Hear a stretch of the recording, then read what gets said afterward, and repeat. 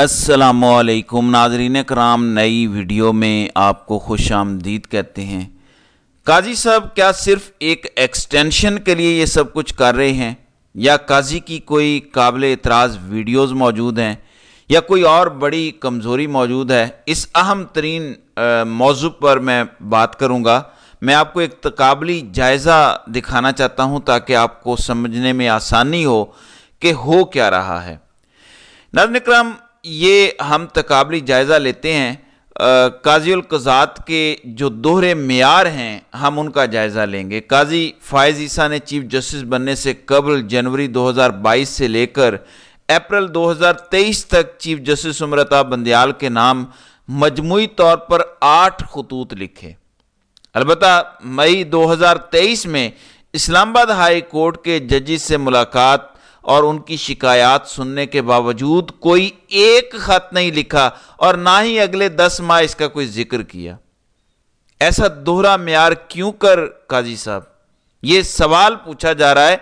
आपको समझ आई है इसकी वजह कि एक बंदा जो हर महीने कम अज कम एक खत लिखता था चीफ जस्टिस को, अपने ज़ाती मसाइल में दखल अंदाजी में, बहुत सारी चीज़ों में टोंटे मारने में, फुल कोर्ट बनाओ, बेंचेस ना ऐसे रखो, सब बातें होती थी।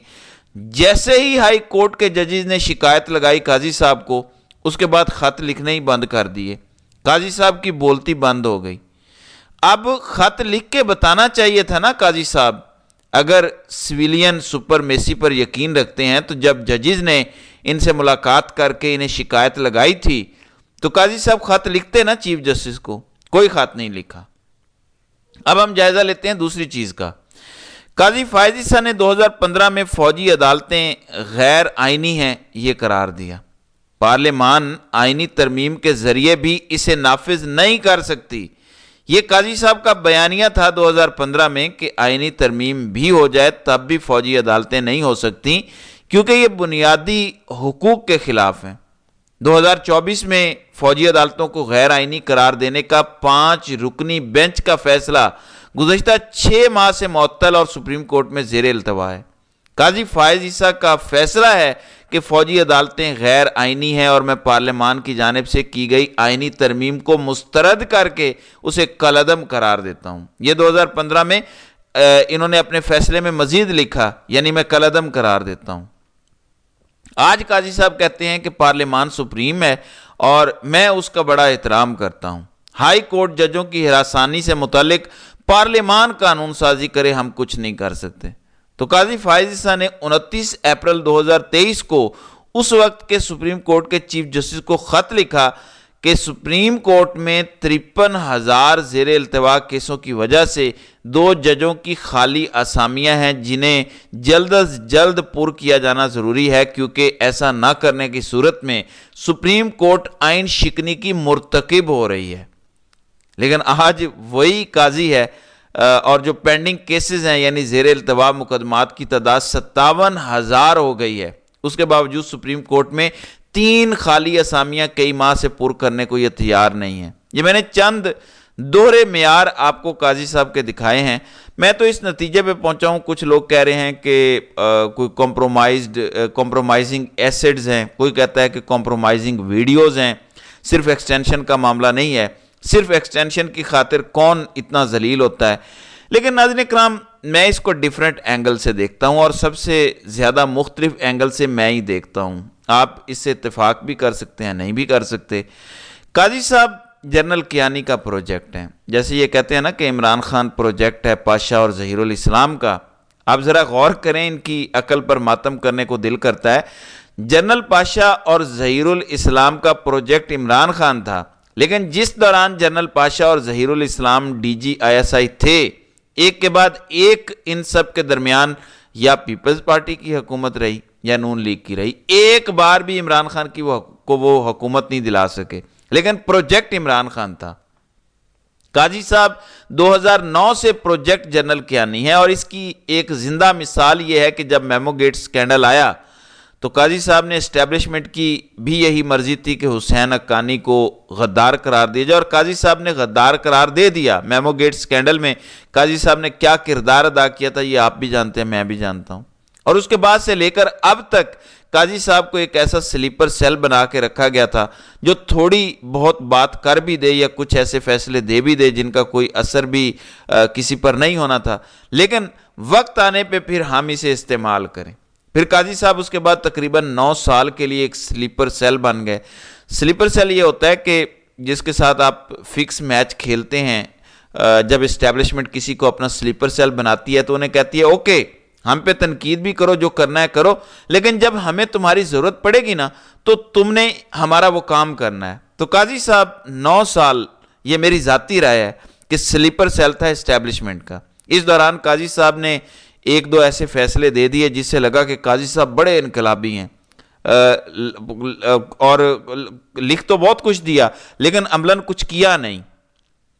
ابھی بھی جب عملی طور پہ کچھ کرنے کی باری آئی تو آپ کے سامنے ہے، سب سے پہلے الیکشن والے معاملے میں بندیال کی پیٹھ میں چھرا گھونپا، وقت پہ الیکشن نہیں ہونے دیے۔ قاضی اور منصور علی شاہ اس کے ذمہ دار ہیں اور کوئی نہیں ہے۔ میں اسٹیبلشمنٹ کو ذمہ دار نہیں ٹھہراتا، کیونکہ تب قاضی اور منصور علی شاہ اکٹھے ہو جاتے، سیم پیج پہ آ جاتے، ایک بیانیہ بناتے تو اس ملک میں الیکشن ہو جانے تھے، اور اگر تب الیکشن ہوتے تو نہ یہ 9 مئی کا ڈرامہ ہو سکتا اور نہ کچھ اور ہو سکتا، اور پاکستان آج آگے بڑھ چکا ہوتا۔ تو اپنا سلیپر سیل ایکٹیویٹ کیا ہے انہوں نے۔ نہ قاضی صاحب کسی ویڈیو کی وجہ سے کمپرومائز ہیں، نہ کوئی اثاثوں کی وجہ سے کمپرومائز ہیں، بلکہ میں اس نتیجے پہ پہنچا ہوں کہ قاضی صاحب شروع سے ہی انہی کا اثاثہ تھے۔ اب ناظرین اکرام، ایک اور تکابری جائزہ لینا بھی میں ضروری سمجھتا ہوں، کیونکہ نون لیگ والے بہت سارے گلے کرتے ہیں کہ ہمارے لیڈر بھی بڑا مشکل وقت آیا، تو تکابری جائزہ لیتے ہیں۔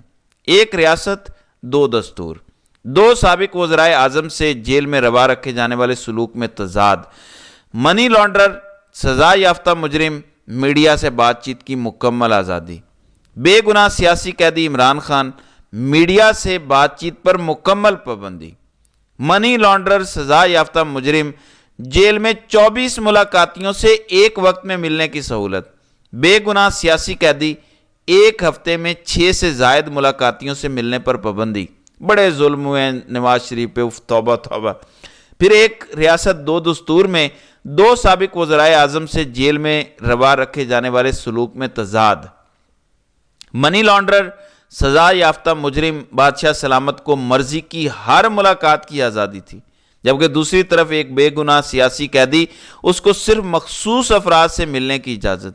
ایک ہی جیل میں قید پارٹی کے صدر اور وائس چیئرمین تک سے ملاقات پر پابندی ہے۔ منی لانڈرر، سزا یافتہ مجرم کو ملاقات کے دوران مکمل رازداری کی سہولت تھی، یعنی کوئی خفیہ ایجنسی کا بندہ یا پولیس یا نیب کا بندہ وہاں نہیں ہوتا تھا، جبکہ بے گناہ سیاسی قیدی خفیہ ایجنسیوں کی زیر نگرانی ملاقات و گفتگو کی ریکارڈنگ بھی ہوتی تھی جب بھی وہ کسی سے ملاقات کرتے ہیں، باقاعدہ یہ سب کچھ ہو رہا ہے۔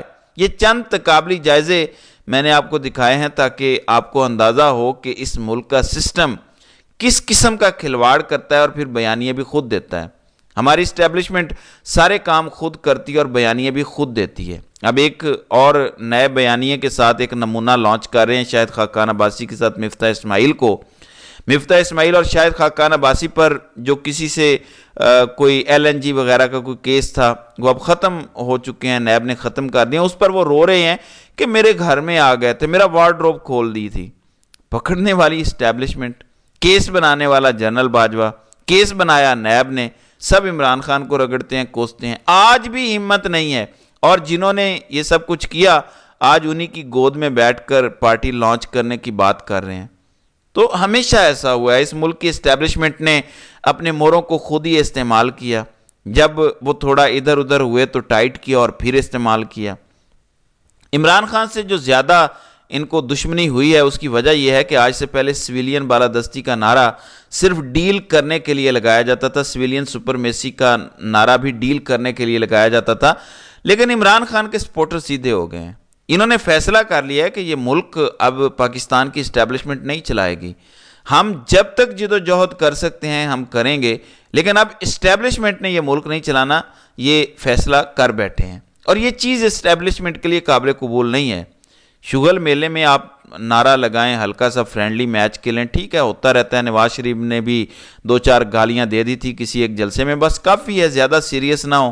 لیکن یہاں عوام پوری طرح سے سنجیدہ ہو گئی، اور یہ اصل وجہ جس وجہ سے یہ تپے ہوئے ہیں، اور اس عوامی مومنٹ کو پوری طرح سے انہوں نے کرش کرنے کی جو کوشش کی ہے اور جا بجا پلانز بنائے ہیں، بیانیے دیے ہیں، پے در پے شکست پر انہیں پوری طرح سے ننگا ہو کر سامنے آنا پڑا ہے۔